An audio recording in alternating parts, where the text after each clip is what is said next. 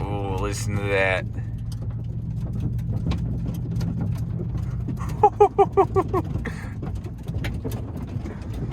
Oh my goodness, that's the sound of some thick mud that I just drove through. Goodness gracious.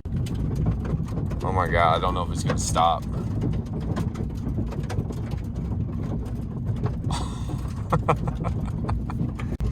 Ain't nothing to do, just to fling it off. Here we go.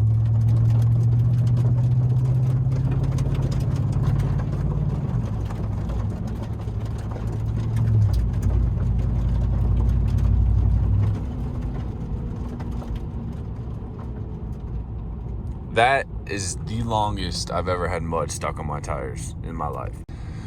So anyway, to the point of the video today, we're going to be going over, do I regret downgrading from an RST to my 2021 Custom? And if so, what I like and don't like better about this truck. So let's go ahead and get started. So if you haven't followed my channel, my old truck was a 19 Silverado 1500 RST.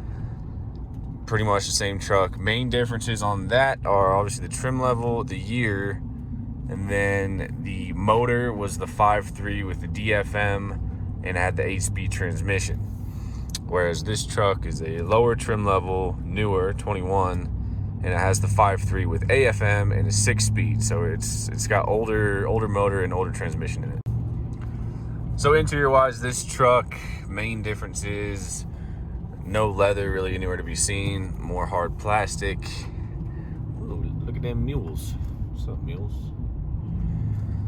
Hard plastic. The driver information center is different. The screen is a little bit smaller. I got a bench seat, and then I don't get Bose speakers or sliding rear window. So obviously those are some downgrades. And then exterior wise, just the halogen headlights in the front, different grille. That's pretty much it. And just to be a little more in depth here, so that screen is monochromatic and different. You can't control it with any buttons on the steering wheel. And then this cluster here, you know, I lost heated seats, heated steering wheel options, a couple other buttons down there, dual climate, lost all that stuff. So I said it when I was contemplating buying this truck, those things don't really bother me. They're nice to have, but it's not a make or break for a vehicle for me at this point in my life. You know, not having leather and heated stuff and dual climate.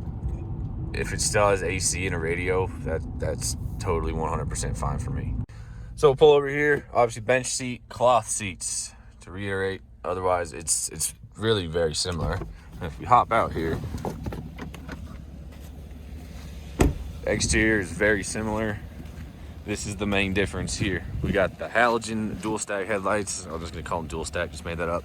I lose the daytime running light, that's the LED, and no fog lights. But if you look at the truck from this, pretty much this angle back, it's the same thing. You know, no body style changes on the Custom versus the RST. Still get the LED taillights and dual exit exhaust. So I mean, from this angle, it's the same as a black truck, just a different color. Obviously she's chopping, got the muffler gone. Yeah, windows completely tinted out, looking good, man, looking good. And back into drive. Zero self-control there. So yeah, do I regret losing all of those things, you know, the leather, heated steering wheels, all the luxuries? Absolutely not. I've had the truck for a week now, and I figure that's enough time to go over from having any buyer's remorse. And I actually have none. Buying this truck, quote unquote downgrading, you know, it's an upgrade in terms of the model year and how many miles are on it, and a downgrade in terms of losing things. I don't regret it at all. I think the truck is still very comfortable. I don't find myself missing, you know, heated seats and leather and all that stuff, which is awesome. And there's a couple things I like more about this truck. There's a lot I like more about this truck. The bench seat, love the bench seat. The physical key, I love that. I'd rather have a physical key over a push button any day of the week. That's awesome. I did lose the passive entry, you know, with the buttons on the outside of the truck where you can just click it. You don't ever have to take your key out of your pocket. I did lose that. Very minor inconvenience. Is that a setback? No, I don't really care. I can pull my keys out of my pocket and click a button. It's no big deal. And then most importantly on this truck, I don't like AFM. I like the AFM motor rather than the DFM motor because the range technology chip seems to work a lot better with the AFM. It did work on my old truck with the DFM. It just, the RPMs would jump around and it never really felt like it was completely disabled.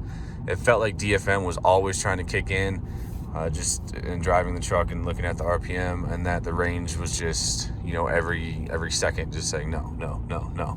Whereas with the AFM, which only allows the truck to kick down to a V4 rather than cycle disabled cylinders, it feels like it's completely disabled. I put that chip in the truck immediately and I haven't had any issues with it at all.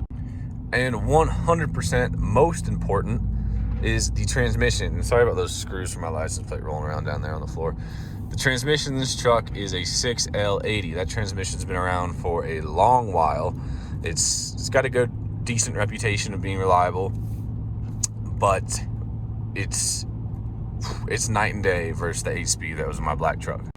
If y'all watched any of the videos on that truck, I'd mentioned I knew there were issues with it. I knew there was a class action lawsuit against GM for them being so bad.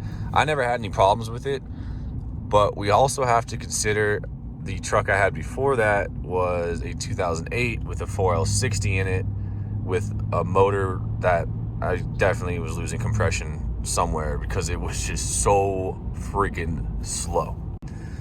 So, and it was a 4.8. So moving to a 5.3 with an 8-speed, that truck felt like a race car, felt fast. Yeah, there were a couple harsh shifts, but I didn't mind it. I got used to it real quick.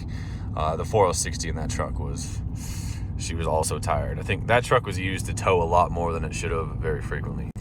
Regardless, now being with the 6L80 in this truck, there's no crazy harsh shifts like in the 8-speed. There's no weird, you know, rev blips and rev hang issues. You know, it just feels better. It feels connected. It feels way more connected to the truck and the drive line than the 8-speed did. In the 8-speed, there were times in a situation like this where I would, you know, kind of click down, push down on the throttle, and it would rev like it was slipping almost. I know it wasn't slipping. I know what a slipping transmission feels like, but it would rev weird, like the clutch was engaging for some reason. It honestly felt like it clutch kicked itself sometimes, which sounds like I'm describing a slipping transmission, but it wasn't. And furthermore, in addition to that, there were times where it felt like a CVT almost, where, you know, from a stop, it would rev up to like 1500, and it could just be an 8-speed. I'd never driven an 8-speed or owned an 8-speed before. You know, rev up to like 1500 and stay there, and then like rev back down and then start revving like a regular gear, if that makes any sense at all. It would feel like it would shift without shifting. And that issue was mostly in first gear, and then first to second was a pretty harsh shift. The other gears were pretty fine, but let me find a stop sign or something and I'll explain, or do my best to explain what I'm talking about. All right, so finally found a stop sign. Let's see if these bikers are gonna cross the street. So from a total stop,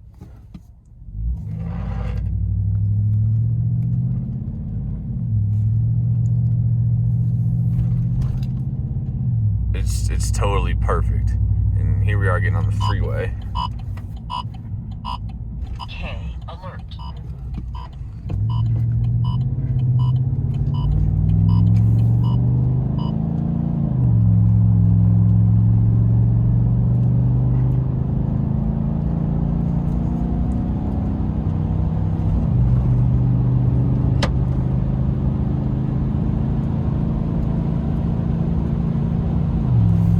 I mean, that was like half throttle. That wasn't even floored. And just straight to 80 miles an hour. It just feels great.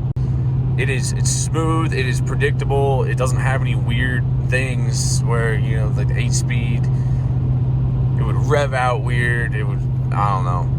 I never thought it was an issue because I went from a 4L60 to the 8-speed, and I'd never driven a GM 6-speed.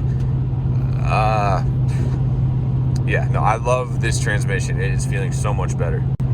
With that said, though, it is slower. I lose 2 gears and the fuel economy suffers. once again, the 4.8 with a blown motor and a 4L60 was slow as hell, so pretty much anything feels fast to me coming from that. And it's a pickup truck. I didn't buy it to be a freaking race car. Obviously, it's nice to have fast things, but I mean, it feels plenty quick to me for a truck. Other than that, completely stock right now with the exception of the exhaust, and we're getting 15.7. The black truck was telling me I was getting around 15, but that was with the bigger wheels and tires on it. So I'll be curious to see what this truck starts to get once all that work gets done, the lift kit, the wheels and tires. I'm venturing it's probably going to be around 13-ish, but once again, I didn't buy a truck for it to be a Prius, so I don't really care. So in a nutshell, on the interior, I don't find myself missing any of the luxury comfort amenities. Only thing I really do miss is the Bose speakers. Those were nice, but I can live with it. That's the only big thing I miss. In terms of things I like better, I like the bench seat. I kind of like the cloth, actually. I love the turnkey. Yeah, so I like those things better. I like the transmission and the motor better. Same motor. I like the transmission and the stupid EPA crap they put on it better because it disables itself better. There's no auto start stop. Forgot about that. Don't even have to deal with that, although the range does disable it. I'm happy with my purchase and decision. I think once it's complete as well, you know, all the mods and stuff I want to do to it, it's going to look probably better than the black truck. The black truck did look super good, just being completely murdered out. Black windows, black paint, black rims. It was black everything. It was just a nightmare to keep clean, as anybody with a black vehicle knows. So we got gray, we got shadow gray now. I'm hoping it'll be a little bit easier to keep looking clean, and I think the dark gray on black is also going to look pretty freaking sweet. You know, it's not all just one color. It's going to be a little bit of variation. It's 2 thumbs up from me, and we can go over the cost and stuff as well. I will get that window sticker out, and we will go over those numbers. This healer can't decide which side of the truck he wants to be on. It's hilarious.